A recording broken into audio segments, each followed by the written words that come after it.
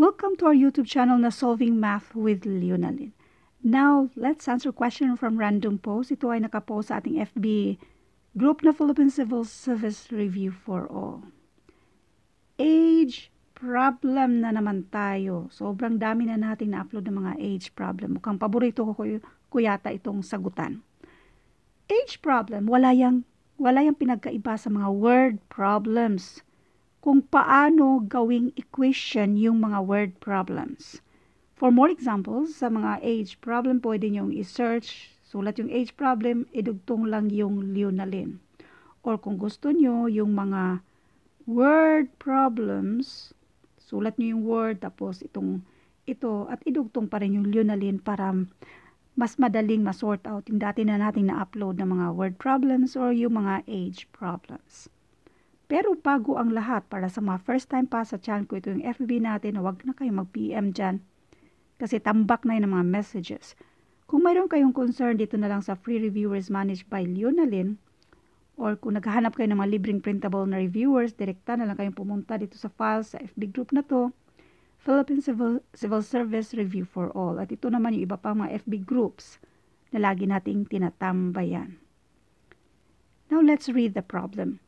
John is 34 years older than his son, Jim. 5 years ago, the sum of their ages was 46. The question, how old is Jim's father this year? Now, kung isa ka sa nagsasabing masyado namang mahaba yung explanation mo, ma'am, sa actual na exam, mauubos na yung oras nyo. Tutorial video kasi ito. So, kung ako ang mag-solve nito, yung 5 years na yan, i-times 2 ko at i-add sa 46, and this is 56. At itong 34, i-minus ko dyan. We have 22. I-divide ko ng 2, 11. Yung 11 na yan, i-add ko sa 34. And that will give me 45. How old is Jim's father this year? 45 years old. Ganun lang siya kadali. Bago tayo sa table method na solusyon, ipaliwanag ko lang kung paano ko ginawa itong shortcut na ito. Ma'am, bakit ka nag-plus 10? Ito kasing 46, yan yung total, yung sum sa edad nila 5 years ago. Bakit times 10? Dalawa kasi sila, pareho sila yung mga edad nila 5 years ago, ay mag-minus tayo ng tig 5 sa kanila. Bakit tayo mag-add? Kasi was 46, gawin nating present. So, yung present na total age nila ay 56. So, itong si father at saka si son. 5 years ago minus 5. 5 years ago, yung total age nila ay 46. Yung now nila at present. So, mag-plus tayo ng 5 kay father. Mag-plus din tayo ng 5 kay son. In other words, 10 ang i-add natin dyan. So, ang total sa edad nila now ay 46 plus 10. This is 56. Now, si 56, bakit natin minusan ng 34? Ang nandito, 34 years older than his son.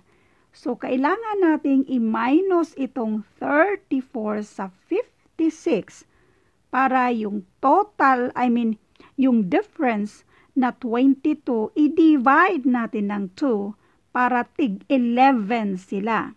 So, meron tayong 11 para kay father at 11 para kay son. Pero si father kasi 34 years older kay son. Kaya yung 11 plus natin ng 34. And this is 45. Kaya ang edad ni father ay 45. Now, let's do solution number 2.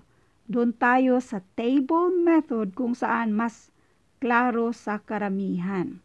Para ba, yung table method kasi mas clear siya. Pero kapag expert na kayo, no need na itong table method. So, isulat natin si father at saka itong si son. John, yan yung father, is 34 years older than his son Jim. So let N para sa edad ni son now.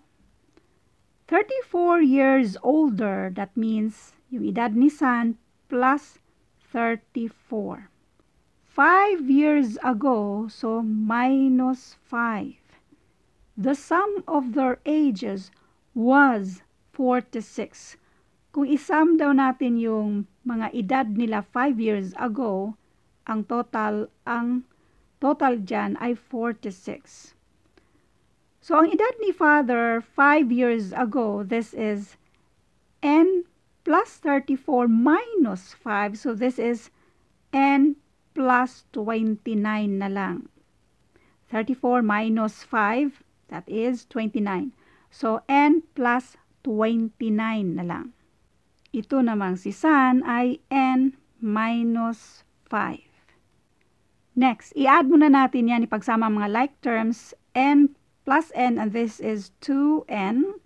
Tapos, positive 29 plus negative 5, or pareho lang yan sa 21 minus 5, and this is 24. So, positive 24. And that is equal to 46. So, ito na yung equation na pwede nating isolve yung edad ni San. Yung letter N na yan. 2N plus 24 equals 46. Keep natin si 2N dito kasi pagsama natin yung mga like terms. Itong si 24, since pang-add siya, kapag ma-transfer, pang-minus na siya sa 46. 46 minus 24, and this is 22.